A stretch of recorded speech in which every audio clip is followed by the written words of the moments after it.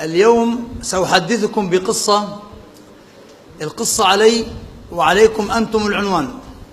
حط لها عنوان اللي أنت شايفه مناسب. شاب في إحدى الدول العربية انتقل للدراسة في فرنسا، ويبدو أن الشاب درس طب. هناك في إحدى الجامعات الفرنسية تعرف على فتاة فقرر أن يتزوجها بغض النظر عن دينها، فارتبط بهذه الفتاة بزواج مدني اللي هو سميه. عاد هذا الشاب بالإجازة ومرته معه، واللي جاء من فرنسا هاي نص كم ومفرع وحالتها حالة، أبوه عمره 70 سنة، لم يتحمل أن يرى هذا المنظر. مين هاي؟ قال له هاي مرتي. ولا كيف مرتك؟ قال له تجوزتها هناك. ولك مسلمة؟ قال لا مش مسلمة. إيه تتجوز كافرة؟ قال له هذا اللي أجاك. قال له أبدا، ولا بالظل عندي بالدار 5 دقائق يا حجي يا أبوي.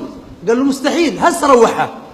شو يقولوا عن الناس؟ يقولوا أبو فلان أبو محمد ولا أبو محمود جوز ابنه لوحدة كافرة،